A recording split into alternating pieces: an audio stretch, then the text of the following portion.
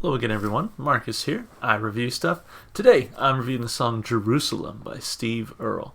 This song, of course, comes as a request, so as always, if you would like to request something, just leave it in the comments and I'll be sure to get to it.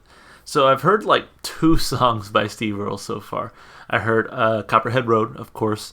Did that one on the channel, really liked it, listened to it every now and then. And then also heard Fort Worth Blues, which I actually really liked as well. So I'm hoping that, this one's just as good. So, I don't have much else to say about that. Let's just get into it. Let's listen. Again, this is Steve Earle, Jerusalem. Here we go.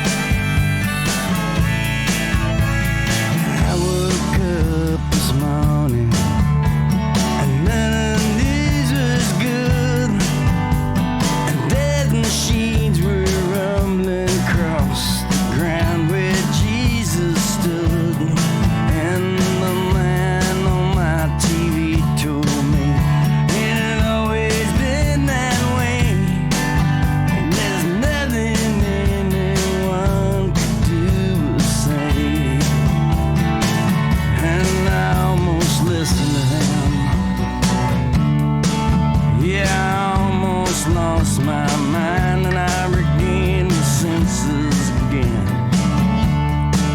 Looked into my heart to find, and I believe that one fine day all the children of Abraham we laid down this oath forever in Jerusalem.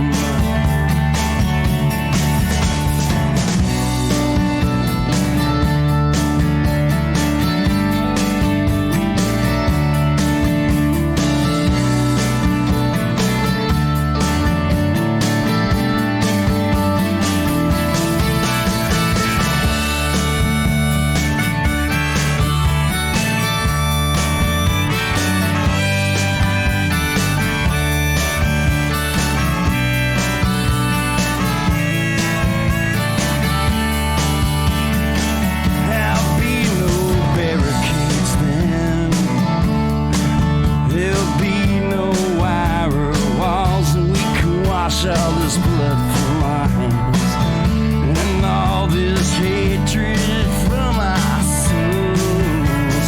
But I believe that on that day all the children of Abraham will lay down this oath forever in Jerusalem.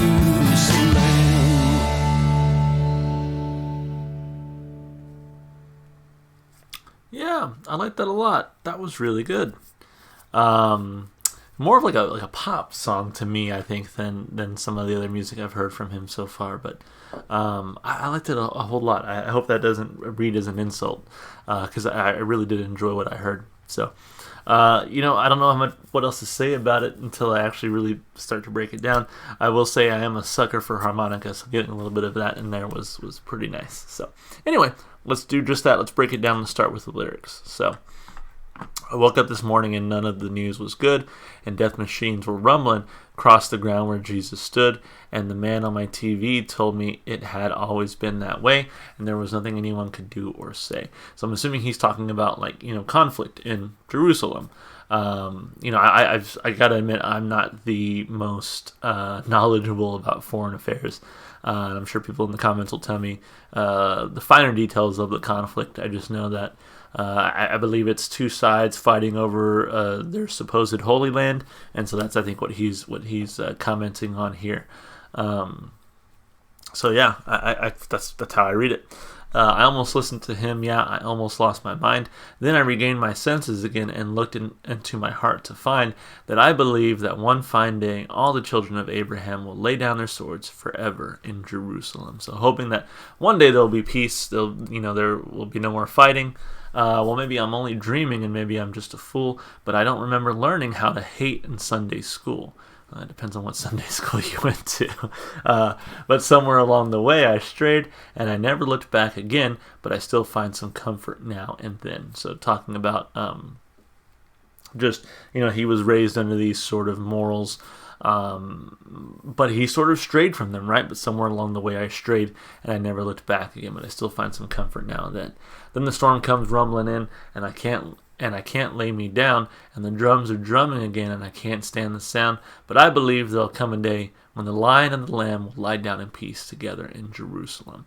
I don't know too much about religion either, but I do believe that there is plenty of lion and lamb, especially lamb, symbology in like the Bible, right? Because Jesus, I guess, is like the shepherd, and the people, us, are his sheep and or lambs, however you want to look at it. And so, it's obviously he's talking about, again, religion and sort of this conflict caused by religion. And there'll be no barricades then, there'll be no wire walls, and we can wash all this blood from our hands and all this hatred from our souls. And I believe that on that day, all the children of Abraham will lay down their swords forever in Jerusalem. A very nice sentiment, but to my knowledge, that conflict is still going on. It looks like this song was written in 2002. Yeah, that conflict has been going on for hundreds of years now, something like that. So it's insane. It's insane that people would, and I say it's insane. Hopefully, it doesn't come off as an insult. But to me, it's insane that people would fight, I guess, over a holy land.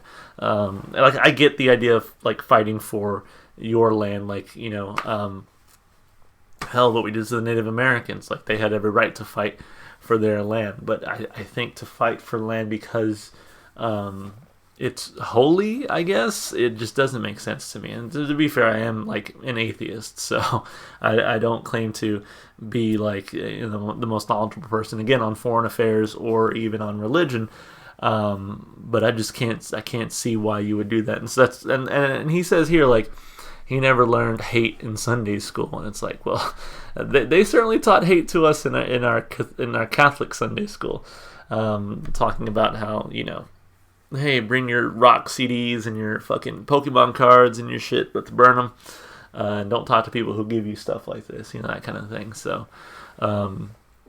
being told to hate gay people, transgender people. So I'm like, all right, man. I mean, sure, you weren't taught hate in Sunday school, but I'm sure someone was. I guess all of what I'm trying to say is religion is a weird thing. It's a very weird thing. And I guess if you are a true believer, and you believe that's how I ascend to heaven, that's how I get to enjoy the afterlife and eternity, I can see why perhaps you would want to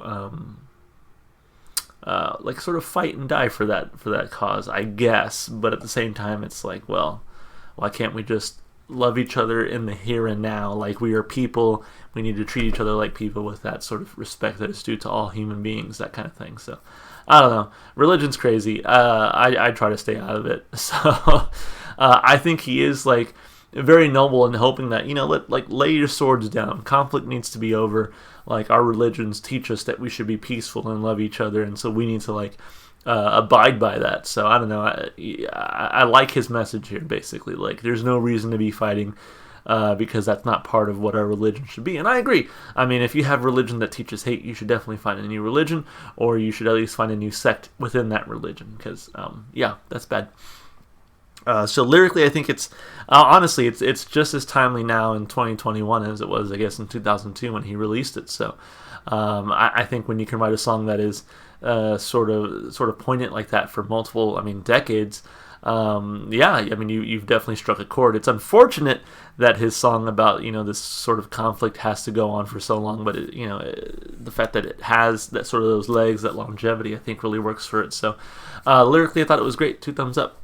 As far as the instrumentation goes, like I said, to me this sounded more like a pop song than I think I'm used to from him. And again, I hope that doesn't come off as an insult, because it's definitely not. I really enjoyed the sound here. It was easy to really groove out with and just enjoy. I liked the harmonica in there. I'm a big sucker for harmonica, so it really pulled me in. But it truly reminded me of like a late 90s, early 2000s, kind of like a pop song, like rock pop, But I enjoyed it. I enjoyed it a lot. And I say that because to me, like, Copperhead Road is definitely more of that, like, not really country, but sort of like rock country, I think Fort Worth Blues was, I'm having a hard time remembering it, but I think it was more of that, like, sort of acoustic country rockish type vibe. So to me, again, this reads more as like a pop song, which I'm totally fine with. So really enjoyed it. Instrumentally, I don't know if there was anything that really stuck out to me besides maybe the harmonica. But I also really liked the way he approached it vocally. Again, something a little bit different from him that I wasn't expecting vocally. So I'd probably rate this one highly just on the fact that it is kind of different from what I've heard from him, and it's making me wonder how versatile he is as an artist. How many different genres he sort of bends and plays with, and I really want to hear more from him now. So instrumentally, I thought it was fine. I give it like a thumb and a half. I would give it maybe 2 thumbs up if there was something a little bit more memorable for me in the song, but I still thought it was very enjoyable, and I enjoyed my listening experience. And at the end of the day, that's the goal, right? So.